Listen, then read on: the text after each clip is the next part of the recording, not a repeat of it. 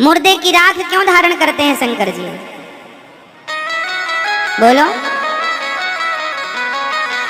मुर्दे की राख से क्या शिक्षा मिलती है आपको? आपने मुर्दे की राख को कभी देखा है? नहीं देखा?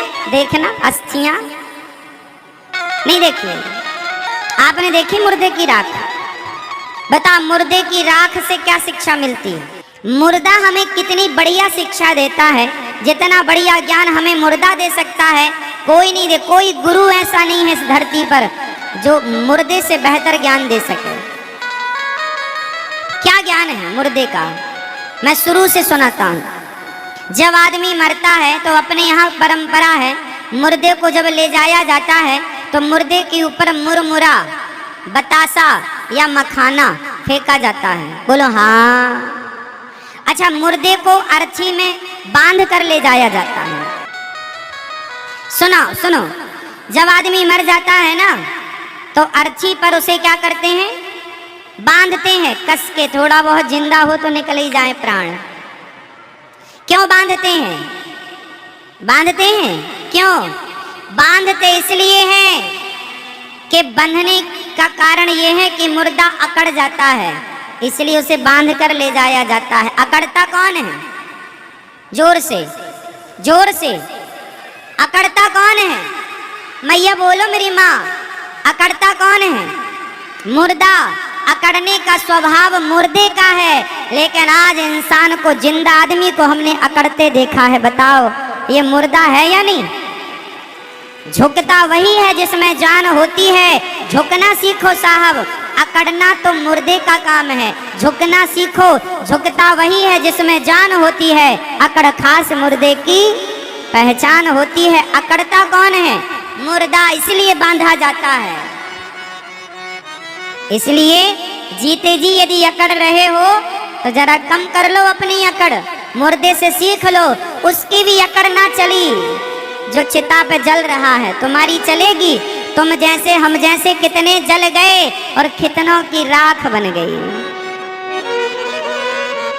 तो पहला मुर्दे को बांधा जाता है। दूसरा, मुर्दे के ऊपर मखाने, बतासा या मुरमुरा, कहीं मुरमुरा कहीं बतासा कहीं मखाने बरसाने की परंपरा है।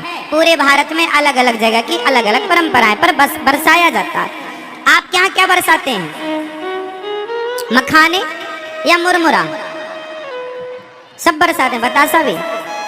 चलो बताओ क्यों बरसाया जाता है? मखाना, मुरमुरा और बतासा, ये तीनों का स्वभाव एक सा है। बताओ क्यों बरसाया? मुर्दे के ऊपर मखाने बरसाने का क्या मतलब है? मुरमुरा, मुरमुरा समझते हैं ना?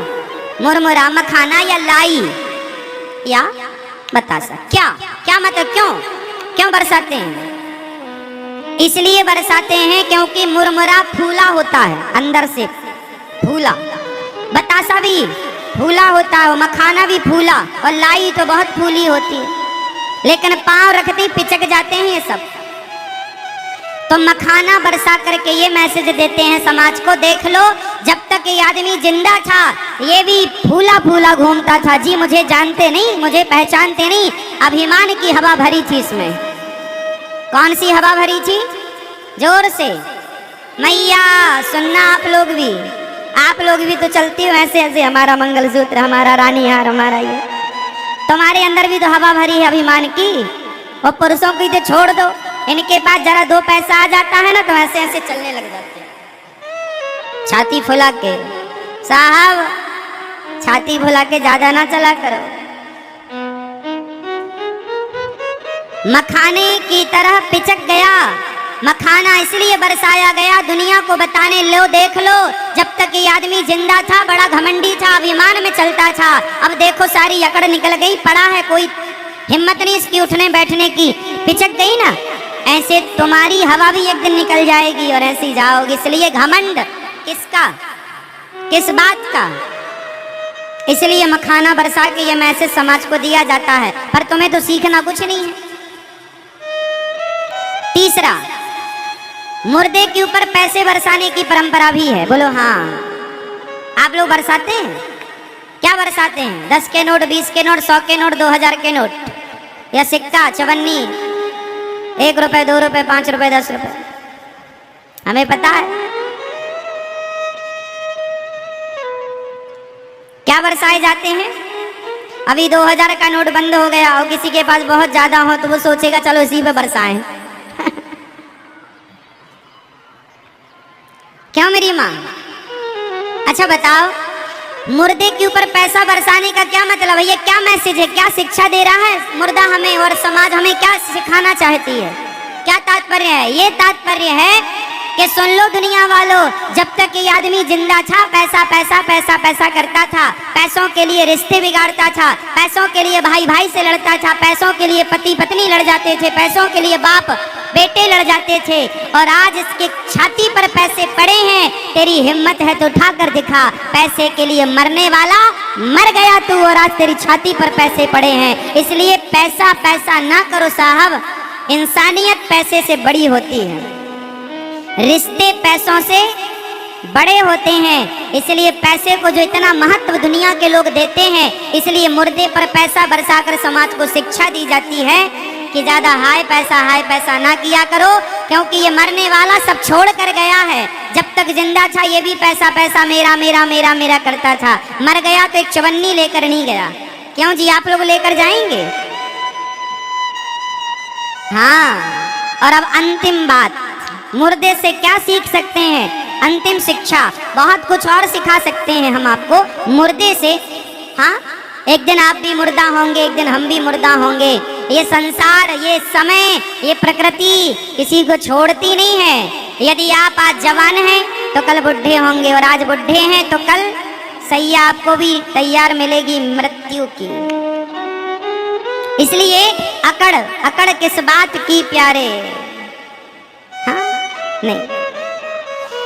अब शंकर जी लपेटते हैं राख, शंकर जी भस्मी का पाउडर लगाते हैं ना, भस्मी लपेटते हैं। इसका तात्पर्य हुआ कि आप जितने लोग यहाँ बैठे हैं, हम सब जब मुर्दा जलता है तो जलने के बाद क्या बचती है?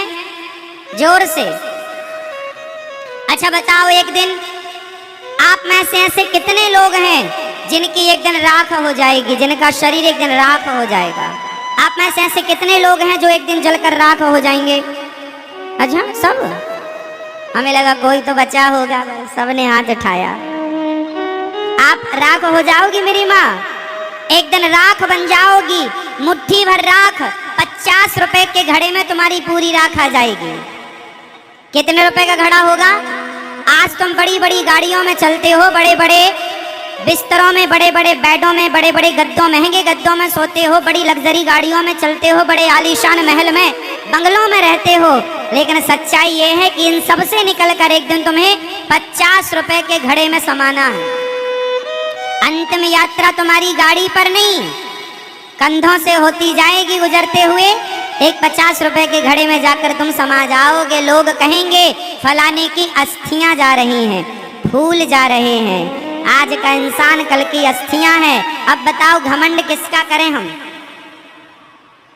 बताओ, जमीन का करें, जायदाद का करें, परिवार का करें, पैसे का करें? क्या बन जाओगे आप लोग? एक दिन मुट्ठी भर जोर से राख बन जाओगे। कितने रुपए के घड़े में आ जाओगे? अभी तो 50 रुपए का है, हमारे तुम्हारे मरते दम तक पता नहीं कितने का होता है। हमने तो रेट पूछ के रखा है साहब। हम तो कहते हैं अपने घर में एक टांग लो सामने, आते जाते देखा करो ताकि तुम्हारा घमंड ना बढ़े। याद रहे कि एक दिन इस घड़े में समाना है। अकड़ किस बात की रखें? इंसानियत का परिचय दो, अभिमान का नहीं। अकड़ रावण की चली हो तो बता दो, जिसकी लंका सोने की थी तो तुम्हारे घर तो माटी के हैं। मैया, आपका घर किसका है? सोने का है, माटी का है? फिर सोने के घर वाले का घमंड ना टिका तो माटी के घर वालों का घमंड कितना चलेगा? इसलिए ईश्वर ने जो दिया है उसमें प्रसन्न रहकर ये भाव रखना चाहिए कि संपत्ति सब रघुपति के आही, सब कुछ भगवान का है, हमारा कुछ नहीं है। आदमी को जरा सा मिलता है तो बड़ा घमंड ना जी। शंकर जी कहते हैं भस्मी रमा कर तुम्हें और हमें मैसेज देते हैं, दुनिया वालों मैंने तुम्हारे बाप दादों की भस्मी भी रमाई है और तुम्हारी भी रमाऊंगा। घमंड किस बात का करते हो? इसलिए भगवान की शरण में रहो। भगवान शंकर का भस्मी